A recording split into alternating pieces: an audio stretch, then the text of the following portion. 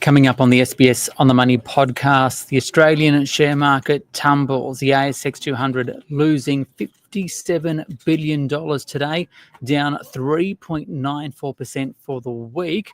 We'll take a look at what it means for your superannuation and why it means interest rates in Australia will likely fall faster than expected. All of that next.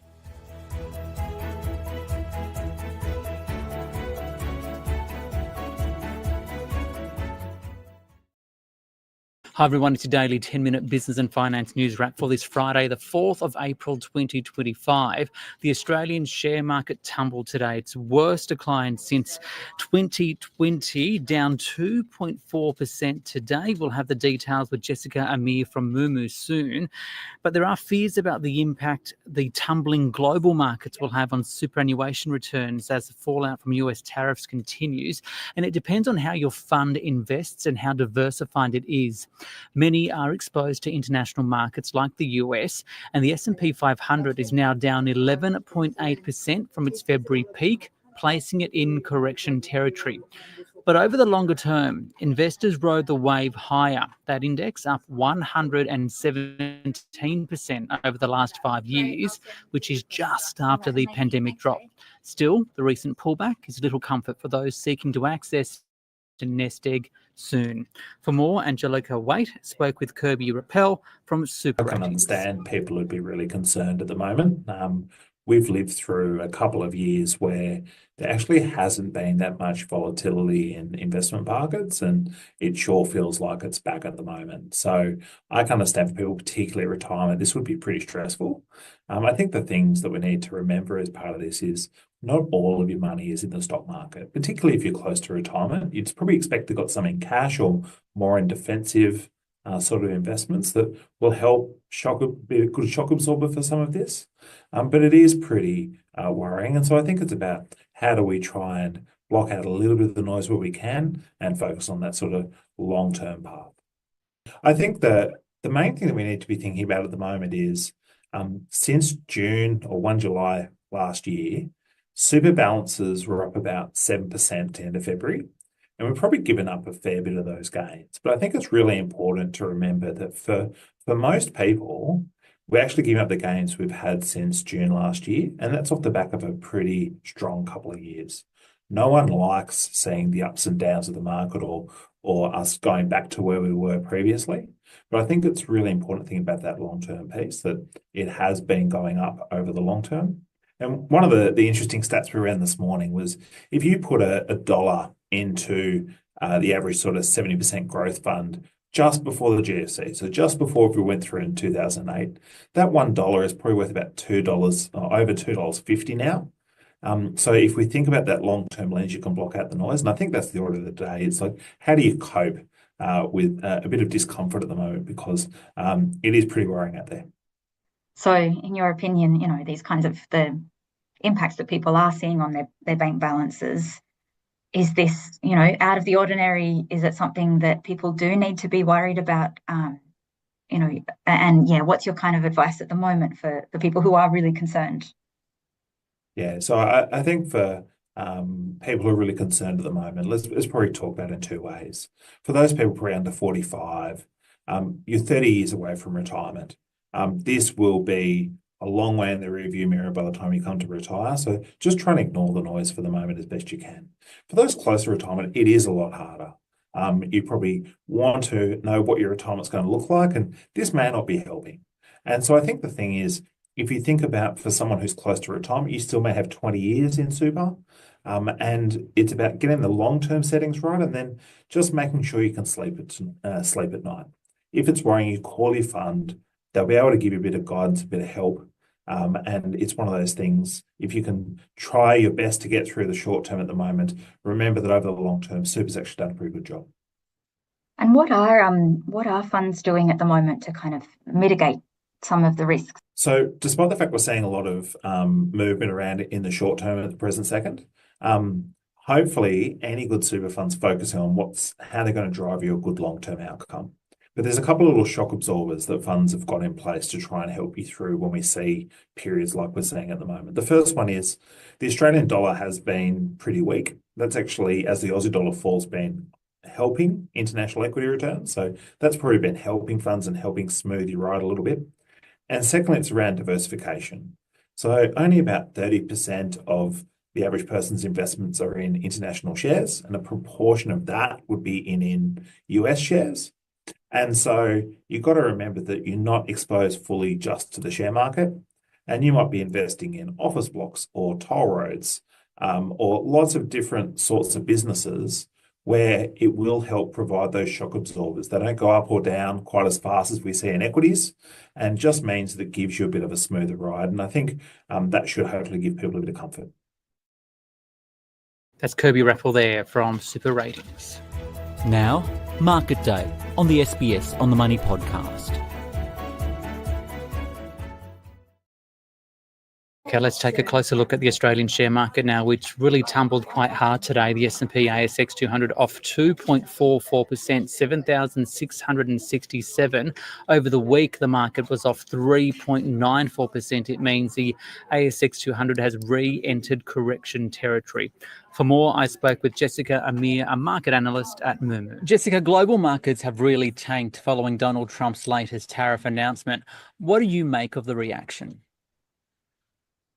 So I think we are seeing a little bit of history repeating, quoting Shirley Bassey. We've got to remember in Trump's first trade war, in his first term as US president, we saw the NASDAQ crash. US markets were hampered and the Aussie share market was also down significantly. It does seem like history is repeating, Ricardo. The fact that we've got the NASDAQ as at this morning, it's now down 16.5% from its record all-time high. The Aussie market is now down 10% from its record all-time high. It shows you that we do have history repeating. Uncertainty is the only certainty in town. That's not good for shares, but it is good for gold. So I just think that scenario of the NASDAQ 100 pulling down 24%, the Aussie market pulling down 15%, that's on traders' minds and investors adjusting for that, expecting lower lows for shares because we're, of course, awaiting for those retaliatory tariffs to hit markets, and that's going to send stocks lower. We talk about currencies because I think there was this feeling that the US dollar would strengthen as Donald Trump came into office and the economy would rise, right? But the US dollar index has taken a tumble lately, particularly overnight. Why? And what does this say about the US and the global economies? It's a great question. So we've seen the US dollar index against most currencies. We call that the DXY index. That's continued to pretty much fall like a knife across this year. It's actually hit a 6-month low. So it's a great question, but the fact that it's down so low reflects two things. Number one, the US economy is in pain. It's going to go through more pain. But secondly, Ricardo, that means with more economic pain ahead for consumers and for businesses, it means the central bank is probably going to have to step in and cut interest rates. And that actually puts further pressure down on the US dollar. But of course, when things crumble, something else is doing well. So there's always a bull market somewhere. And so the demise of the US dollar, Ricardo, is setting up higher highs for gold. And so this week we've seen gold hit brand new record all-time highs. It's now up 19% at a brand new record all-time high. It's seeing a bit of profit taking. But the fact that we've got a lower US dollar and it being pressured down does suggest more highs are ahead for gold. Of course, it's a lot of uncertainty, which is what the market doesn't like at the moment. Is the market still thinking there's a chance Donald Trump could negotiate on these tariffs, or does the market think it's a done deal? Yeah, with Trump, I guess there's so many uncertainties. We did see some whispers this morning saying that Trump has actually flipped and now he's open to negotiations. So that's pretty positive. But still, that major concern right now is, again, thinking about that Shirley Bassey song, history repeating, the fact that, Trump's trade wars in 2018, they did cause markets to hit new lows at the time. And why is that? Well, we saw Trump announce retaliatory tariffs, and then those countries that were hit with retaliatory tariffs then put more tariffs on the US. And that's why US stocks hit new lows and the Aussie market hit new lows back in 2018. The reality is that scenario is probably going to play out again. So strap in, it's probably going to be a very bumpy ride, regardless of negotiations. All right, how's the Australian share market taking all of this? Well, it's not good. The Aussie share market, we've got to remember, like all markets, is forward-looking, and it's valued based on where we see the direction of the economy and companies going over the next 6 months. So that's pretty grim, just on the back of Trump's new tariffs coming in. So I think the market is bracing for more downside. We're expecting company earnings to be downgraded. But the fact of the matter is, if we do see that history repeats, like the 2018 Trump trade wars induced by Trump, then the reality is the Aussie market's already down 10% from its record all-time highs. We could see another drawdown of maybe 5.5%, but that means if that is peak bearishness, and if the market does only fall 16%, then you might be expecting a recovery at some point. We've got to remember the market has always recovered from a crash. It's not a matter of if, but a matter of when. So if we think about that scenario of 2018, Ricardo, we've got to remember the Aussie share market did hit new record all-time highs after crashing. It took only 3 months to get back to record all-time highs. So it's very bearish right now. More downside probably ahead, but you would be expecting a recovery at some stage, not just yet, because we're still waiting for retaliatory tariffs. What do you think this likely means for interest rates? Well, traders are bracing for pain. And what does that pain mean and what does it look like? Well, simply economic pain is ahead. We know economic growth is expected to pull down because business and consumers are expected to cop the brunt of Trump's tariffs.